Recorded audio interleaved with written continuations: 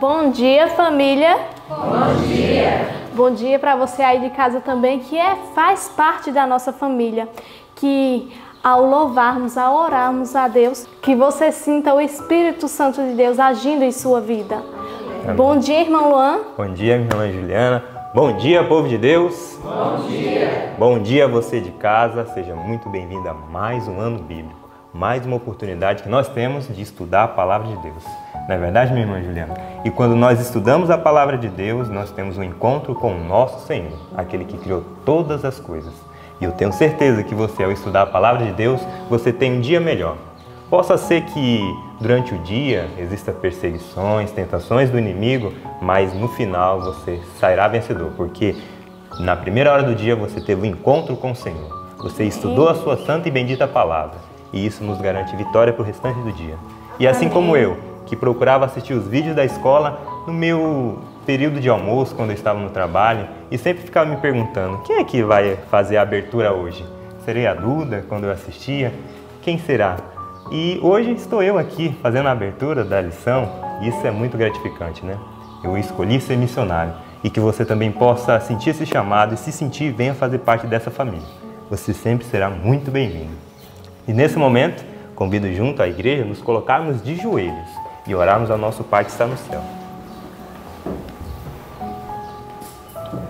Senhor Deus e Pai, bendito seja o Senhor. Tu que criaste o céu, a terra, todas as criaturas, Tu, Senhor, que é Criador eterno. Bendito seja o Teu santo nome, Senhor, louvado seja para todo sempre. Se nós estamos aqui hoje, é porque o Senhor permite. O Senhor é o doador da vida, Pai. E neste momento que estamos aqui orando e iniciando o ano bíblico, ó Pai, mais um estudo, eu peço pelas pessoas que estão em casa assistindo, que o Senhor possa abençoá-las, ó Pai, que elas venham ter um encontro verdadeiro com o Senhor, venham compreender mais e mais a Tua santa e bendita palavra e venham entender, Senhor, o tempo seríssimo em qual vivemos, onde elas possam fazer a escolha de permanecer nos Teus caminhos, de ter um encontro com o Senhor, ter uma mudança de vida verdadeira, Senhor, e assim um dia estar nas mansões celestiais. Amém. Que as Tuas bênçãos possam estar sobre essa pessoa. Que esse vídeo que nós muitas vezes não temos ideia de até onde vai alcançar ou até onde vai chegar, que possa chegar àquelas pessoas que estejam precisando. Aquelas pessoas que talvez nunca ouviram falar de Deus, aquelas pessoas que nunca ouviram falar a respeito do ano bíblico, de que a Bíblia se estuda todo dia, todo ano, Pai. Que elas possam ter um encontro com esse vídeo e ter um encontro com o Senhor. Que tudo que venhamos fazer seja para a Tua honra e para a Tua glória. Em nome do Senhor Jesus. Amém. Amém. Muito bem, nesse momento nós vamos louvar ao nosso Deus. E vamos louvar qual hino, minha irmã Juliana? Com o hino 439. Primeiro quero ver meu Salvador. Amém.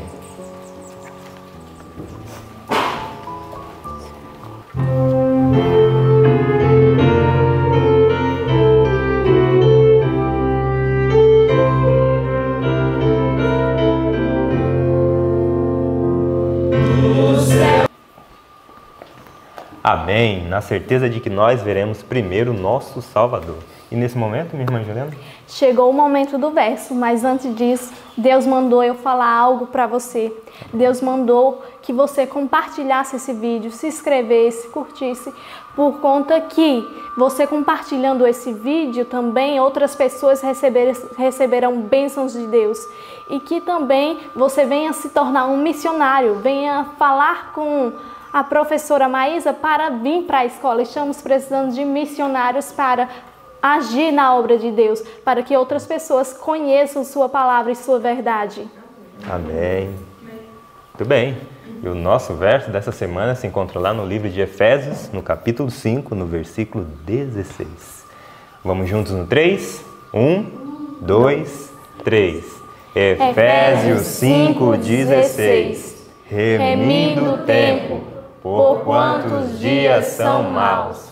Efésios 5,16. Efésios 5,16. Remindo o tempo, porquanto os dias são maus. Efésios 5,16. Efésios 5,16. remindo o tempo, porquanto os dias são maus. Efésios 5,16. Amém. Bendito seja o nome do Senhor. Nós temos o privilégio de decorar a sua palavra. E nesse momento, fique com o nosso estudo e que Deus possa lhe abençoar muito. Amém. Bom dia para você, louvado seja o nome de Deus. Bom dia, alunos. Bom dia, queridos irmãos que estão conosco. Bom dia. Estou vendo que nós temos algumas pessoas novas aqui que eu não conhecia ainda. Muito bom, louvado seja o nome de Deus. Espero que vocês tenham dormido bem. Eu dormi muito bem. Rebeca também dormiu. Nós estamos felizes por isso. Agora, que privilégio acordar de manhã e poder pegar esse material e ler, não é? Você está lendo? Como é que está sendo na sua casa? Você está tendo a oportunidade de estudar? Veja, nós estamos hoje no 18º dia. Hoje é dia 18? É isso? 18º dia do ano. Quanto nós já lemos, quanto nós já estudamos, quantas partes já ficaram dentro do nosso coração, as informações que o nosso Deus trouxe para nós. Se você está chegando agora nesse ano bíblico, não são estudos bíblicos, é um ano bíblico. E então nós vamos estudando parte por parte, lendo, entendendo o ano bíblico. E é um negócio muito interessante, porque quando chegar no final do ano, nós teremos estudado toda a Bíblia e mais 6 livros do Espírito de Profecia. É um estudo conjunto, né? O ano bíblico é feito assim. E hoje nós estamos estudando um momento muito interessante. Se nós fôssemos falar da história de Jacó, nós chegaríamos e diríamos assim: um homem enganador saiu de sua casa fugido, chegou no lugar onde moravam os seus parentes por lado da sua mãe, apaixonou-se por uma menina, se tornou trabalhador daquela casa e trabalhou por ela 7 anos e foi enganado. O enganador se tornou... Que coisa tremenda. Ele foi enganado. E ao ser enganado pelo seu sogro, ele teve que se casar com 2 mulheres, um costume errado e terrível que traz consequências danosas. Estas mulheres tiveram filhos, ele trabalhou muito junto com seu sogro, foi enganado várias vezes pelo sogro, sim ou não? Deixa eu lhe dizer uma coisa, quando você faz uma coisa errada para alguém, pode acreditar que você está dando liberdade para Satanás fazer com você e com os seus. Eu vou repetir o que eu estou lhe dizendo. Quando fazemos uma coisa errada, nós estamos ofertando a Satanás poder para continuar seus feitos, suas misérias. É assim que tem sido e assim será. Nossa atitude permitindo que Satanás faça certas coisas, ou quando a gente faz e toma alguma atitude dele, nós estamos dizendo para Satanás: nós queremos sua participação na minha vida nessa área. Jacó, ele enganou seu irmão em algo que lhe era, que ele não só enganou seu irmão, enganou seu pai. Ao enganar a sua família em algo que se relacionava a bens, ele estava dando liberdade de Satanás mexer no quê? Nos seus bens. Olha que coisa séria. E ele então foi muito enganado. É isso que você tem que pensar. Mas ele saiu de lá com honra, continuou um homem justo, aprendeu durante esse tempo a ser um homem honesto, sim ou não? Mas vamos falar agora os detalhes dessa história. Se você se lembrar da história de Jacó, você vai lembrar um homem que foi enganado, casou-se com Raquel, e casou-se com Lia também, ou Leia, como algumas bíblias dizem, e então ele foi enganado pelo sogro Labão e voltou para a terra de seu pai com 12 filhos, com 11 filhos, certo? Sim ou não? Mas vamos pensar nos detalhes agora? É importante que você pense nos detalhes. Quando Jacó estava fugindo da casa de seu pai, ele não levou nada como Eliezer antes tinha levado, uma tremenda de uma comitiva com presentes e camelos e servos. Lá estava ele sozinho com o que na mão? Um cajadinho, um bastão na mão. E ele estava indo, não tinha nada para botar na cabeça na hora que ele foi pelo lugar mais solitário, porque ele não queria encontrar pessoas, porque não queria deixar rastros, porque seu irmão Esaú queria matá-lo. Mas estava alguém a postos ali. Olha, Jacó tinha feito algo que Satanás fazia e gostava que fizesse, sim ou não? Só que olha o que Satanás estava pronto a fazer. Satanás estava postos a fim de oprimi-lo com tentações, com opressão de todos os tempos. Era ou não era? Vem cá, Satanás não gosta nem dos que servem a ele? Respondam. Não. Quando damos lugar ao inimigo fazendo o que ele pede, ela é a chance dele nos oprimir e magoar, nos judiar. E não foi diferente com Jacó. Ele sabia que toda a inquietação, todo o sofrimento tinha sido trazido por ele próprio, pelo procedimento errado. Eu quero parar nesse ponto e parar para vocês pensarem. Terrível é quando uma pessoa vê que as situações são consequência de sua atitude, mas prefere jogar a culpa em outra pessoa. Foi isso que Caim fez. Foi ou não foi? Foi isso que Cão fez. O resultado da vida deles foi amargura. Quando uma pessoa mantém o coração duro dizendo, olha a situação que eu estou vivendo, mas não foi porque eu quis, não foi porque eu corri atrás, não foi porque eu dei espaço e lugar ao diabo. A Bíblia diz, não deis lugar ao diabo. Aí a pessoa começa a dizer, não, minha vida é uma miséria, Deus não ou essa pessoa aqui está me trazendo alguma dificuldade, ou é culpado por isso. Não.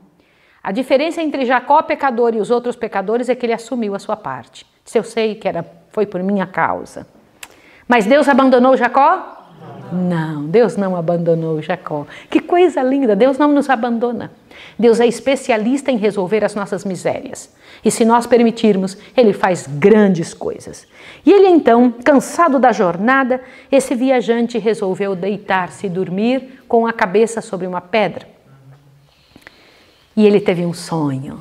Quantos de vocês já tiveram algum sonho com o céu? Eu quero ver as mãos. Com a volta de Jesus, com alguma coisa relacionada ao céu, isso é muito bom, não se esquece disso. E este sonho que Jacó teve era um sonho muito significativo, porque era um sonho profético. A escada representava o quê? Digam para mim. Cristo Jesus. Olha que coisa linda. O propósito de Deus para Jacó estava sendo revelado naqueles momentos em que ele estava ali. Aquela escada representava Cristo. Diz assim, olhe bem. A escada representa Jesus, o meio designado para a comunicação. Não houvesse ele, com seus próprios méritos, estabelecido uma passagem através do abismo que o pecado efetuou, os anjos ministradores não podiam ter comunhão com o homem caído. Cristo liga o homem em sua fraqueza e desamparo à fonte do poder infinito. Deixa eu comentar uma coisa com você. Imagina que glorioso isso. Ele sonhou com uma escada cujo topo chegava aos céus. Ali onde ele estava. E os anjos, eu quero que vocês me falem, o que acontecia com os anjos nessa hora? O contrário, os anjos desciam e subiam. A linguagem não é que eles subiam e desciam, é que eles desciam e subiam. Mas que diferença é essa? Uma diferença imensa. Os anjos vinham do céu e levavam do céu. Olha que coisa linda. A intenção de Deus de colocar estas duas palavras, esses dois verbos, desta maneira, é porque quer que nós fiquemos percebidos que aquela escada que representava Jesus fazia comunicação de novo entre o céu. O Senhor Deus pega na mão do ser humano miserável, Ele que é a ponte, e coloca aqui, ó, Ele é a escada na mão do Pai infinito e liga de volta. Nós temos uma ligação novamente com o Pai através de Jesus. Por isso que não existe outra forma, é só Jesus. E ele estava onde? Em que lugar? Ele chega ali e ele olha para o céu, aquela multidão de estrelas, e ele então diz e fala um nome. Acordou de manhã, coloca ali uma coluna, observa situações com Deus e faz algo interessante. O que ele faz? Ele falou um nome para aquele lugar. Ele batizou aquele lugar de um nome. Que lugar? Betel. Por que Betel? Gente, olha que interessante. Eu não sei se vocês sabem. Eu fico imaginando, eu leio a Bíblia e fico imaginando as cenas de como pode ter sido. Lá estava Jacó, olhando para o céu de noite e olhando as constelações. Ali estavam as constelações em cima da cabeça dele. Existe uma estrela chamada Betelgeuse. Vocês sabiam disso? O que significa Betel? Olha que interessante. Geuse significa o quê? Vocês sabiam que Betelgeuse significa a porta da entrada do céu? Sabiam? A porta do céu. Não é interessante isso? Porta do céu. E ele estava ali olhando. Por quê? Incrível que aquele lugar, ele estava vendo diretamente esta estrela. Isso me faz impressionar demais. E a gente sabe que aquele espaço é o local aonde o Senhor Jesus vai passar na constelação de Órion. É uma das estrelas da constelação de Órion, né? Vai descer por ali, vai passar por ali para nos encontrar. Vocês sabiam que nós vamos passar por esse espaço? quando nós formos encontrar com o nosso Senhor, que Ele virá nos buscar, encontrar com o Pai de Jesus Cristo, nosso Pai. Sabiam disso? Esta estrela, Betelgeuse. Quando eu paro para pensar nisso, eu fico imaginando, não pensem que esses homens eram os eremitas excluídos da sociedade, estranhos e incultos. Eles eram cultos, eles sabiam de muitas coisas que hoje nós demoramos anos para entender. Lá estava ele, né? E lá está ele indo e ele faz uma promessa a Deus. Que promessa ele faz naquela hora? Senhor, se me abençoares... Certamente o quê? Devolverei o dízimo. Peraí, ele estava fazendo uma troca com Deus? Quem pode me explicar o que ele estava fazendo? Deus já tinha dado a promessa para ele das bênçãos, né? Então ele estava com o coração agradecido, dizendo a ele, eu também serei fiel a ti. Nossa, que bonito. Gente, é essa a resposta que eu quero. Ele não estava trocando com Deus. Se você me fizer isso, eu vou te dar o dízimo. Eu te devolvo o teu dízimo. Não é isso. Ele estava reconhecendo que Deus já tinha prometido para ele. Ele estava ali pensando que Deus... Imagina, você tem uma visão de anjos. Pensem nisso. Anjos descendo e subindo diante de Deus. Ele entendendo aquela beleza, grandiosidade. E o Senhor Deus refazendo promessas com ele. O que aconteceu com os seus pais. O que aconteceu com Abraão. O que eu falei para o teu pai, eu vou cumprir também na sua vida. Não é fantástico isso? Senhor, eu também vou reconhecer o que o Senhor fez para mim. Eu vou lhe devolver o dízimo. Era um reconhecimento das bênçãos. Eu quero que você pense agora, quantas bênçãos você tem? Bora, vamos lá. Quantas bênçãos, conta quantas são recebidas da divina mão. Uma, disse-as de uma vez, hás de ver surpreso quanto Deus já fez. Me falem de bênçãos, bora. Quero ouvir de vocês. Você que em casa também tem que pensar sobre isso. Quais são as bênçãos? Vamos lá, gente. Estar aqui, a vida, o que mais? Bora, um atrás do outro. Família. Hã? Família. Sofia. Tem Sofia, muito bom. Família. Família, querida. A Rebeca falou, bênção é família. O que mais? Quem mais tem bênção? A oração, salvação. O que mais? A comidinha deliciosa que a gente tem na mesa. Sono, banana com aveia, né, querida? Deixa eu falar uma coisa para você. Manga. Deixa eu falar aqui uma coisa. Quando eu subo todos os dias para chegar aqui, irmãos, que privilégio passar por dentro da roça. Você tem que vir aqui para ver isso. Eu passo ali por dentro da roça, eu oro ali naquele lugar, no caminho. Chego aqui em casa, entro, sinto o cheirinho de comida gostosa, nossa casa arrumadinha, um monte de jardim e flores. Eu fico agradecida e quando eu venho para cá, para a igreja, todos os dias, eu tenho um lugarzinho ali que eu oro com Rebeca. Tem meu lugar de orar, olhando para aquele céu, aquela multidão de flores e cores tão lindas. Gente, tudo isso só é possível porque o Senhor Jesus, aquela escada, nos uniu de volta ao Pai e então temos bênçãos outra vez. Jacó, ele tinha percebido isso. Quantas bênçãos, quanto protetor, cuidado. E ele não merecia absolutamente nada, nem eu e nem você. Nós merecemos a morte, nós já deveríamos ter morrido. Nós só estamos vivos porque Jesus tem misericórdia de nós e devemos agora, por sua graça e sua misericórdia, nos entregarmos a Ele e pedir, Senhor, trabalhe comigo. Sabia? E ele veio vindo no mesmo lugar aonde anos antes, quem que tinha chegado ali? Eliezer, não era? Tinha chegado lá para comentar sobre Isaac. E quando chega ali no poço, vem uma moça linda para tirar águas, não foi? Só que agora ele faz o contrário, ele não fica esperando ela oferecer alguma coisa. Ele vai e se oferece, não é isso? E então, coitadinho, sem nada na mão, gente, sem absolutamente nada para ofertar. Vocês já sabem da história, né? Ele foi para casa de Labão, aquela menina era a filha mais nova de Labão. Te assusta agora. Labão era quem? Aquele rapaz bondoso e honesto que anos antes, era isso? Ganancioso. Aí ele foi para a casa dessa pessoa. Gente, vocês querem ver um espinho na carne? Vocês querem ver uma pedra no sapato? É você se encontrar com uma pessoa, ou se envolver com uma pessoa que não tem um coração de amor e cuidado para tratar das pessoas, que usa de ganância, que se envolve com dinheiro, é o seu fraco. Que coisa terrível, né? E ele chega ali, se bem que ele não tivesse desprovido e desacompanhado, poucas semanas mostraram o valor de sua diligência e habilidade. Eu gostei muito desta frase. Como é que é isso? Ele não tinha nada para ofertar, mas rapidinho o pessoal viu que ele tinha algo muito maior do que bens, dinheiro e ouro. O que ele tinha para ofertar? O que ele tinha para oferecer? Digam. Seu trabalho, sua diligência, sua capacidade. E eu fico pensando nisso. Sabem, gente, eu me lembro quando eu cheguei no IACS. Eu era muito pequena.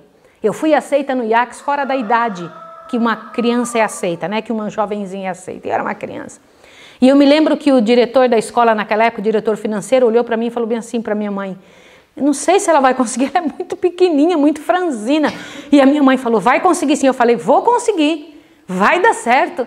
Aí ele pegou e falou assim: então vamos ver, vamos fazer um teste com você. Irmãos queridos, não tinha trabalho, qualquer um que me viesse à mão. E Deus me ajudou porque eu havia crescido numa família onde meus pais nos provavam e testavam todo o tempo. Nós tínhamos que aprender. Eu me lembro que meu pai uma vez pegou e falou para mim: Maísa, vai buscar uma chave de boca. E eu fiquei pensando: o que é chave de boca? Chave, eu pensei que era chave de boca, né? Mas chave de boca. Aí eu peguei e fui lá no lugar onde meu pai trabalhava e fiquei olhando, porque ele tinha um monte de ferramentas lá atrás. Eu sabia que era uma chave de fenda. Mas o que é chave de boca? Aí eu fiquei olhando, voltei e falei: papai, eu não achei. Ele falou: eu não te falei para você não achar, eu disse para você trazer. E eu voltei. Uau, agora eu vou ter que me virar aqui, né? Aí eu peguei um monte de chave de fenda e trouxe para ele. Qual delas é a chave de boca? Ele: é assim mesmo. Agora eu vou te mostrar a diferença. E meu pai então foi mostrar a diferença entre uma e outra. Uma certa outra ocasião, meu pai deixou... Nós tínhamos um teste lá em casa. Era o poço no fundo da casa. Como nós não tínhamos luz elétrica, né? Então nós sabíamos que era para andar de dia, naquele fundão de quintal. Mas de noite estava escuro, né? E meu pai pegou uma caneca daquelas de alumínio, bem brilhosa, colocou lá no fundo, em cima do poço, foi lá dentro de casa e falou: Maísa, vai buscar para mim a caneca lá no fundo. Eu... Mas lá em casa não se dizia assim: não vou não. Meu pai falou, fazia. Então eu comecei a andar, falei: meu Senhor, que medo terrível de ir até o poço. E eu fui cantando, pensando no que o diabo podia estar ali para mim. Eu não tinha medo de fantasma, tinha medo que o diabo me desse uma rasteira, fosse o que fosse. Só que eu fui assobiando para enganar ele, ó. Para dizer que eu não estava com medo, ó. E fui até lá. Quando cheguei lá, peguei aquele copo, saí voando, correndo e trouxe para o meu pai. Meu pai disse: agora você está aprendendo a parar de ter medo do escuro, porque eu tinha um medo do escuro que era o terror. Mas meu pai nos testava assim. E então lá no IACS, quando eu já estava maiorzinha, que cheguei lá, o pessoal começou a dizer assim: essa menina aí é uma faísca adiantada, porque eu corria e tentava fazer de tudo que me dava a mão eu corria, queria fazer, tinha um medo que me mandasse embora, eu queria fazer tudo funcionar. Eu imagino Jacó olhando para aquela situação, diligente, dava conta de tudo. Eu imagino um lugar que estava sujo, ele ia lá e varria rápido. Tinha um trabalho para ser feito, ele não ficava ninguém esperando, ele ia lá e fazia. E o pessoal começou a olhar: quem é esse homem? Que coisa, quem é ele? E tudo que ele colocava a mão, ele tinha o que fazia com que prosperasse? A bênção de Deus, e prosperava. E ele chegou e falou assim: eu gosto muito da sua filha, Labão. Meu sogro, eu gosto muito dessa menina. Ele falou assim para ela: você não tem dote para me dar. Naquela época, que é dote? Dote era uma certeza absoluta de que aquele rapaz tinha condições de sustentar a filha daquele homem. Isso é muito importante. Nenhum pai deveria sua filha casar com alguém que fala assim: sei lá, onde é que você mora? Na casa do meu pai. O que você faz? Eu fico jogando o dia todo. O que mais que você faz? Eu como também. Salgadinho, chips e um pote de Coca-Cola. Nunca, filha minha nenhuma, casa com um infeliz desse. Quero que vocês saibam disso. De jeito nenhum. Um rapaz tem que provar que tem condição para sustentar aquela moça. Ou então ele vai casar e ir para onde? Para a casa do pai dele ou para a nossa, né? Olha que sério. Rebeca? Entenderam, né? Avante. Agora, olha que interessante. Em nossos tempos, eu acho isso aqui muito grande, ó. Os pais não julgavam de bom aviso confiar a felicidade de suas filhas a homens que não haviam feito as devidas provisões para a manutenção de uma família. Se não possuíam tino econômico suficiente e energia para dirigir negócios e adquirir gado ou terras, receava-se que sua vida se tornasse inútil. É verdade ou não é? Então, queridos, ninguém deve se casar sem ter uma condição. E eu quero esclarecer uma coisa aqui diante de vocês. Abram bem os ouvidos, meus irmãos que estão em casa, as pessoas que estão nos ouvindo. Algumas pessoas dizem assim, Maísa, na escola de profetas não pode namorar. Aí não tem namoro, né? Alguns, 3 ou 4 já me perguntaram no coletivo, assim, nas perguntas. Falei, não vou responder não, um dia eu respondo ao vivo. Na escola de profetas, ninguém namora enquanto está estudando. Mas durante o ano, os rapazes e as moças observam aqueles que estão com eles estudando. E eles ficam observando, quem é essa pessoa? Como é que ele se envolve com o trabalho? Como é que ele se envolve com o estudo, com as coisas que faz, com a atitude que tem? E quando se formam, quando então eles já têm uma perspectiva de trabalho, quando já receberam um chamado, porque os alunos se formam aqui e recebem um chamado com salário. Eles precisam receber um salário e eles já têm alguma coisa que fazer. Somente quando tem isso, eles chegam e falam com a gente. Vocês sabiam que os rapazes aqui falam comigo? As meninas são minhas filhas. Eles chegam e falam assim, olha, eu tô gostando da Rafaela. Quem que se lembra disso? O Felipinho chegou, eu tô gostando. Já tivemos aqui vários casamentos, inúmeros casamentos já tivemos aqui. Olha, eu tô gostando. Falei, agora você vai falar com o pai dela e a mãe dela. Ela tem pai e mãe, vai lá falar com ela. Eu me lembro do Joel e da Glécia, me lembro que ele chegou e falou, eu gosto dessa moça. Eu falei assim, então vai falar com os pais dela, com ela. E ela chegou para mim e falou, eu não gosto dele. Aí ele falou assim para ela, pois eu vou orar a Deus, você vai ver como eu vou casar com você. Foi um negócio lindo. E o Joel era excelente pessoa, excelente missionário. Ele tinha uma índole impecável. Saiu, foi para o campo, porque ele se formou primeiro que ela. Lá no campo, ele trabalhava como doido no campo, trazia muitas almas, cuidava da igreja e nas horas de folga dele ele corria e plantou uma roça de cebola, bem grande, porque ele tinha umas terras lá dos pais dele. Plantou uma roça de cebola. E um dia ele me escreveu, disse, plantei a cebola, vou arrumar a casa e vou lá falar com a Glécia de novo. E ele arrumou a casa, ele ajeitou tudo e veio correndo aqui falar com ela, que ela ainda estava terminando de estudar. Eu me lembro que chegou aqui, ela olhou para mim e falou assim, mamãe, esse rapaz me ama tanto, ele me quer tanto, mamãe, eu vou dar uma chance para essa situação. Eu falei, você não vai dar uma chance, você vai ajoelhar até Deus te dizer. Se é ele ou não, se não é, também diga. E ela amou esse rapaz e se casaram aqui em casa. Nós fizemos um lindo casamento com todas as famílias juntos. Foi um momento muito especial. Mas Joel foi atrás da vida, Joel se preparou para isso. Isso é muito importante. Irmãos, em nossos tempos as pessoas não se conhecem, elas gostam da aparência e se unem precipitadamente. Olha o que diz aqui. Em nossos tempos, muitos males resultam de seguir uma conduta oposta. Frequentemente dá-se o caso que pessoas, antes do casamento, têm pouca oportunidade de se familiarizarem com os hábitos e disposições uma da outra.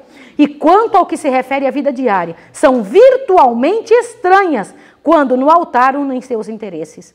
Muitos acham demasiadamente tarde que não se adaptam um ao outro e a desgraça por toda a vida é o resultado de sua união. Frequentes vezes a esposa e os filhos sofrem pela indolência e inépcia ou pelos hábitos viciosos do marido e pai. Se o caráter do pretendente tivesse sido provado antes do casamento, conforme o antigo costume, poder-se-ia ter evitado grande infelicidade. Entendem isso? Isso é muito sério. E lá estava Jacó vivendo ali. Só que no dia marcado para o casamento, que ele tinha trabalhado 7 anos pela menina, já estava ali esperando, Raquel também estava esperando, e Jacó estava esperando, o pai vai e prepara a filha mais velha e leva para a câmara nupcial. Imaginem que cena terrível. E o incrível, por que Jacó não conseguiu amar Lia? Ou Leia, como algumas traduções dizem. Por quê? Ela faz parte da trama junto com o pai para enganá-lo. Olha ele sendo enganado de novo. Percebam isso. Agora enganado pelo quê? Que coisa terrível. Quando chegou pela manhã, que depois que ele tinha tido intercurso sexual com aquela pessoa, pensando que era Raquel que ele gostava, o que aconteceu? Ele descobre quem é aquela mulher e ele nunca conseguiu amá-la. Quero que eu diga uma coisa para vocês. Algumas pessoas pensam que Jacó não amou essa mulher porque ela era feia, ela não era tão bonita quanto Raquel. Diz que ela tinha olhos baços, os olhos caídos, eu não sei explicar muito bem o que é isso, né? Mas ela não era bonita. Mas não foi essa a razão pela qual ele não conseguiu amá-la. Por que ele não conseguiu amá-la? O caráter dela. E eu quero dizer para vocês que o caráter ruim estraga qualquer situação. Isso é tão ruim, a pessoa pode ser linda, mas se tiver um caráter ruim. Agora, já pensou se ela é feia? E eu quero comentar uma coisa com você, foi outra coisa que eu aprendi lá no IACS. Nosso diretor, várias vezes nos chamavam, dizia que tinha pessoas bonitas, que eram bonitas por dentro, bonitas por fora. Tinham pessoas que eram bonitas, feias, bonitas por dentro e não tão ajustadas por fora. Existiam as pessoas que eram feias, bonitas. Elas eram feias por dentro e lindas por fora. Mas existiam as feias. Feias. O que é isso? Feia por dentro e feia por fora. Era o caso de Lia. Mas isso faz grande diferença na vida? É preciso chegar diante de Deus e pedir, Senhor, me torne, porque a beleza de dentro pode embelezar por fora. Sim ou não? Uma pessoa que não é tão atrativa pelos dotes de beleza física, deveria ter dentro de si uma quantidade imensa de valores, mas ela não tinha. E ele não conseguiu amá-la. O que aconteceu? Havia ali entre eles, e eu quero chamar a atenção de vocês, para mulheres estéreis. Quantas vocês viram estéril até agora na Bíblia? Quantas? Da própria família. Vocês podem imaginar uma situação, ou da própria história, né? Deixa eu comentar uma coisa com vocês. Vocês perceberam que elas eram muito bonitas? Sim ou não? Sim. Minha professora de piano me chamou a atenção disso uma vez. Dilza Garcia era minha professora de piano. E ela falou assim, mas observe que as mulheres bonitas, lindas, eram estéreis. Seus maridos precisavam lutar e correr com Deus e pedir um milagre. Às vezes Deus dá um dom e o outro não. Não é? Que interessante isso, né? É preciso buscar essa outra parte. E lá estava Raquel sem filhos. Mas Léa tinha o quê? Filhos. E ela começou a fazer um negócio terrível. Ela começou a dar filhos para Jacó, um atrás do outro, pensando que isso ia ligar o coração do marido a ela. E ele continuava, porque ele fez o seguinte, na hora que ele viu que a esposa que tinha sido dada era errada, Labão entrou rapidinho, ó, você trabalhou 7 anos, aqui não tem esse costume de dar primeiro a filha mais nova, não, a gente dá a filha mais velha, ele fica enrolando, o enrolador é assim, né? Mas se você trabalhar mais 7 anos para mim, e eu te dou Raquel agora. Por quantos anos ele trabalhou mesmo por Raquel? 14. Ele não tinha trabalhado um dia por Léa. Quero que vocês saibam disso. Quando Jacó faleceu, ele antes de morrer, ele pediu para ser enterrado aonde? Aonde? Tinha 2 locais onde as esposas tinham sido enterradas. Raquel foi enterrada num local e Léa onde? Num outro local. E ele pediu para ser enterrado do lado de quem? De Raquel, que ele amava? De Léa. Por quê? Na hora que ele ressuscitar, ele vai ressuscitar do lado dela. Por que que ele pediu para ser enterrado do lado dela? Essa era a verdadeira esposa, ainda que ele não tenha conseguido amá-la. Isso é muito sério. É muito importante que você entenda. Isso é seríssimo diante de Deus. O Senhor Deus tem um cuidado com a vida matrimonial que é um negócio tremendo. E Jacó começou a trabalhar para Labão terrivelmente. O que Labão começou a fazer? Viu que ele tinha uma parte do que ele ganhava de salário em ovelhas, em gado, sim ou não? Não era isso? E os dele estavam crescendo. E o do patrão, ele começou a falar, esse cara vai ficar muito rico. Quer saber de uma coisa? Ele começou a enganar Jacó de várias maneiras, financeiramente. Foi ou não foi? Olha a maldição perseguindo Jacó. Jacó foi perseguido por Labão por tantas vezes. Chegou uma certa hora que o Senhor Deus deu uma ordem para Jacó. Pega seus filhos, toda a sua família e faz o quê? Saia daí. Não foi isso que aconteceu? Vai embora, volta para a terra de seu pai. Volta lá. E você vai junto com todo esse povo. Só que ele já estava percebendo que Labão estava com que cara para ele? Uma cara desse tamanho. Vocês sabiam que nosso rosto mostra o que pensamos? O nosso rosto é um revelador das nossas emoções. Tá bem? E lá estava Labão já com uma cara ruim para ele. Esse cara só progride. Eu faço o que faço e não adianta. As ovelhas dele dão mais do que a minha. Aí Jacó chega para ele e fala: meu irmão, olha aqui que fala. Eu nunca deixei nenhum, enquanto estava sob meu cuidado, nenhum dos teus animais morrerem. Eu restituía do meu próprio, olha que coisa tremenda, para você. Você sabe aquele empregado que tira do patrão dizendo: eu mereço esse benefício aqui? Que era o que Judas fazia. Você sabe por que Judas roubava? Vocês sabem que Judas era ladrão, né? Sabe por que Judas roubava? Ele se achava tão bom que já fazia tanto que ele falava: tirar um pouco daqui é meu próprio salário, eu não estou roubando. Alguns empregados pensam: o meu patrão é tão rico que eu posso tirar um pouco que não vai ter problema. Era assim que Jacó pensava a respeito de Labão? Não. O que a honestidade que ele tinha aprendido tinha feito com ele? Respondam. Ele disse: eu vou fazer de tudo, ainda que com um prejuízo meu, para que as coisas funcionem e eu saia daqui com toda a certeza de que fiz meu melhor. Eu acho isso tremendo. Nossa, como eu gosto dessas características que o Senhor Deus mostra em Jacó. Isso eu acho tremendo, porque é assim que Jesus nos trata. É muito interessante isso, sabe? O Senhor Deus um dia nos chamará a prestar contas. Sim ou não? Sim. E ao prestar contas, devemos ter esse tipo de situação em mente, do que nós fizemos com aquilo que nos veio em mãos. O que nós fizemos com aquilo que nos foi entregue. Isso é muito sério. E então ele sai. Quando ele sai, vai embora, né? Da casa de Labão, vai levando toda a sua família, vai levando tudo que tinha. Quem que percebe a saída dele? Labão. E sai com um grupo armado para ir atrás desta família. Falou: você me roubou minhas filhas. É verdade isso? Ele tinha roubado as filhas? Não. Labão era muito, muito, muito desonesto. E vocês também me roubaram os ídolos do lar. O que isso faz você pensar? O que é ídolos do lar? Deuses. A casa de Labão tinha deuses ou não? Você sabe o que as meninas tinham feito? As duas meninas pensaram assim. As duas filhas. Esse pai nos roubou toda a nosso dote. Quer saber de uma coisa? Eu vou levar alguma coisa aqui de casa que é meu direito. Vou levar o que tem aqui que tem valor. Olha só. Elas deviam ter feito isso? Não. Também está errado. Quem que tinha o temperamentozinho parecido com Labão das duas meninas? Leia também era uma enganadorazinha. Recebeu isso do pai, mas Raquel também tinha essa veia ruinzinha, né? Que coisa feia. Veja o que nós passamos para os nossos filhos.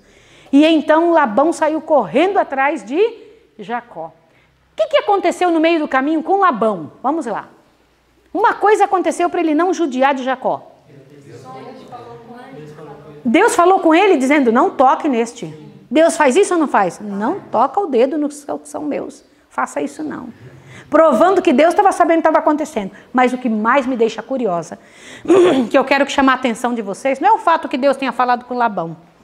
É o fato do que eu vou mostrar agora. Vai no livrão. Veja o parágrafo, 3 parágrafos antes de terminar todo o capítulo.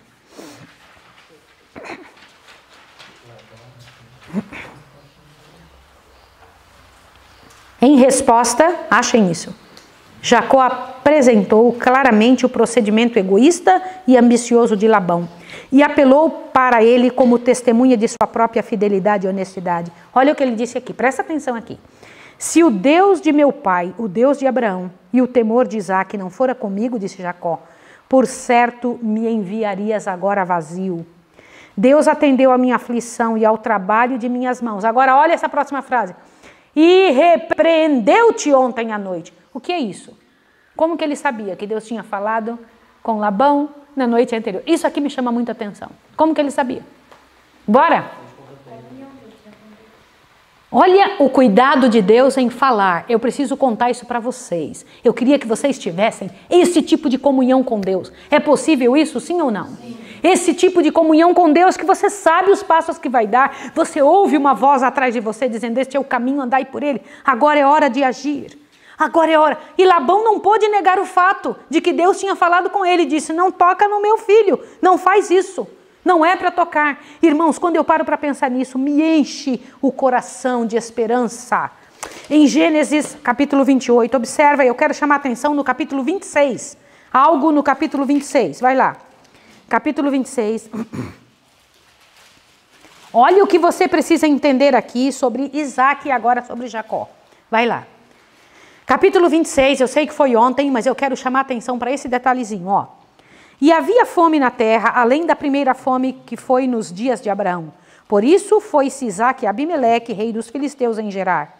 E apareceu-lhe o Senhor e disse: não desças ao Egito, habita na terra que eu te disser. Peregrina nessa terra, e serei contigo e te abençoarei, porque a ti e a tua semente darei a todas estas terras, e confirmarei o juramento que tem jurado a Abraão seu pai. Agora te assuste que vamos ler. E multiplicarei a tua semente como as estrelas do céu, e darei a tua semente todas essas terras, e em tua semente serão benditas todas as nações da terra. Agora por quê? Veja o verso 5. Porquanto Abraão obedeceu a minha voz, e guardou o meu mandado, os meus preceitos, os meus estatutos e as minhas leis. Olha para cá. Em Gênesis capítulo 26, o Senhor Deus está dizendo para Isaac que escolheu o pai dele porque ele guardava o quê? Os mandamentos, os estatutos e as leis. Vem cá, mas estas leis e os estatutos ainda não tinham sido dados para o povo de Israel, que nem existia ainda. Já existiam mandamentos ou não? Sim. Já existiam estatutos? Sim. Já existiam leis? Sim. E eu vou chamar você a atenção agora que está em casa, para que duas coisas eu espero que você faça de hoje para amanhã. Eu queria que você procurasse saber, pesquisasse, quem são estes aqui, ó, que em Gênesis 26 o Senhor Deus disse que ele foi rei, olha aqui, Abimeleque, rei dos filisteus em Gerar. Que povo era esse? Descendentes de quem? Eu quero que você procure. Segundo, pense e ore ajoelhado diante de Deus, dizendo: alguém me ensinou que os mandamentos de Deus só vieram anos depois e que foi dado só para o povo judeu. Por que aqui, antes mesmo, quase 400 anos antes do povo judeu estar lá no deserto do Sinai recebendo as tábuas, os 10 mandamentos, o Senhor Deus já tinha dito que escolheu Abraão porque ele guardava os mandamentos, estatutos e leis. Você não acha que nós deveríamos fazer isso também? Gênesis 28 agora. Aqui traz: Isaac manda Jacó a Padã Arã, lá na família de sua mãe. No verso 10, a visão da escada de Jacó. Ali no verso 18, a coluna de Betel, o local onde essas histórias que eu estou contando aconteceram. 29, Jacó chega ao poço em Arã. Jacó encontra-se com Raquel no verso 9 do capítulo 29. No verso 21, Labão engana Jacó. Olha aqui, ó. Agora o verso 28 do capítulo 29, Jacó casa-se com Raquel. E você sabe que ali aconteceu aquela situação, né? O nascimento de Jacó e os 12 filhos, do verso 32 em diante. 12 filhos de Jacó eram bastante, né? E daqui em diante começa uma saga linda que você precisa entender. Amanhã cedo eu vou trazer para vocês essas datas de forma muito clara, para que vocês entendam quem foi que nasceu depois do outro e que significação tem isso. É muito bonito ver isso. Você precisa entender que esses 12 filhos de Jacó, que comporiam o povo de Deus na terra, são uma representação, porque também 12 discípulos, mais tarde, porque 12 portas da cidade santa. Por que isso? Você precisa entender esta situação. No capítulo 30 vem ali a saga de Raquel e de Lia, né, de Leia, lutando pelo amor do marido, e eu quero tratar com vocês amanhã sobre as mandrágoras do filho. O que era isso? As mandrágoras que a Leia trocou, não foi isso? Que Raquel trocou com Leia. Isso é muito interessante. E quem era que tinha autoridade sobre o leito matrimonial? Raquel. Por que ela tinha autoridade? A outra disse assim: eu te entrego ele, você pode ficar com ele esta noite. Quem tinha autoridade? Ela. Olha que coisa séria, né? Labão faz um novo pacto com Jacó no verso 27 do capítulo 30. E ali, o verso 37, a maneira como Jacó se pagou de Labão, né? Se separou de Labão. 31. Deus manda Jacó tornar a terra de seus pais. E lá foi ele com aquela comitiva imensa. E no verso 22 do capítulo 31, Labão prossegue atrás de Jacó. Aí fica aquela luta tremenda. E o Senhor Deus se envolve com eles de uma forma linda. E então há um pacto entre eles no capítulo 31, no verso 43 em diante, o pacto de Jacó em Galeede, né? Gente, é tremendo agora o próximo passo que vamos estudar amanhã, que é o encontro de Jacó e Esaú. Esaú que está lá em casa morto de raiva. Cresceu também nas terras de seu pai, mas não cresceu em bênçãos. Continuou fazendo misérias de sua própria vida, porque sem Deus, sem o compromisso real com Deus, há um certo progresso, mas não há o progresso como poderia ser. Quero falar com você em casa e dizer que em nome de Jesus, a tua vida pode ser uma bênção. Nós somos pecadores, Jacó era pecador, Esaú pecador. Nós encontramos história de pecadores na Bíblia.